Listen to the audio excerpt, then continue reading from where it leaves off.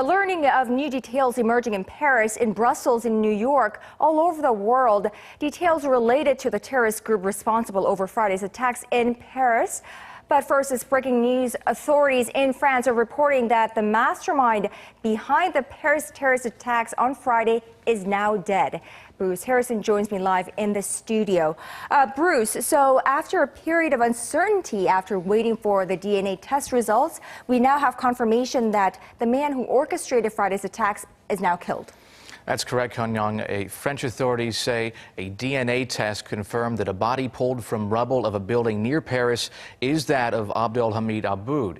Police, like you said, were initially unsure if his body was one of two found after the intense assault in the suburb of Saint Denis. The 27-year-old Abaaoud was a Belgian citizen. Police arrested 8 people during the 7-hour raid, which a prosecutor described as incredibly dangerous. The raid was extremely difficult. The security door held up for the first round of explosives, which allowed the terrorists to prepare their retaliation. Prolific fire that was nearly uninterrupted for nearly an hour. Well, he says police shot nearly 5,000 bullets during that raid. The Telegraph reports DNA tests did in fact confirm Abaaoud was the one who was killed during that raid. Right, Bruce, so he was a Belgian citizen as well, and there are very ongoing operations, raids across the Belgian capital of Brussels today, right now, as we speak. What's the process there? That's right. Belgian authorities say that police have been conducting raids all day in Brussels, in particular the neighborhood of Molenbeek. They're looking there specifically because 2 people connected to the raids lived in that impoverished neighborhood. And while new raids were just beginning on Thursday, Belgium's Prime Minister Charles Michel promised a larger budget next year to boost security to fight terrorism. Preventing young people from leaving for combat or training zones is not enough.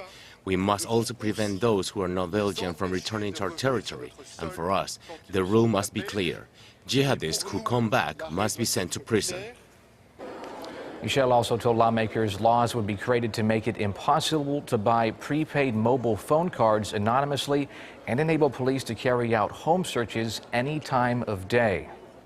Bruce, ISIS has made further threats to different cities, different countries all across the world in a very bold move, I would say. How are these countries dealing with these threats? It's natural for ISIS to do is they've been known to make very brash statements. Some of the latest were targeting countries that have been carrying out airstrikes, particularly the United States, France, Russia, and ISIS said quickly after the attacks these countries would suffer for doing that. And most recently, ISIS released a video, that was just Wednesday, suggesting New York City would be a potential target of attacks.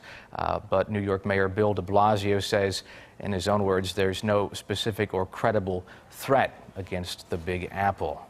And many countries are working on ways of anti-terrorism measures, counterterrorism measures against this kind of threat, including Korea. Right here in Korea, the lawmakers have been talking this week about how to boost security. It's going to include more funding. And just this week, Korean authorities arrested an illegal immigrant who may have ties to a foreign terrorist organization.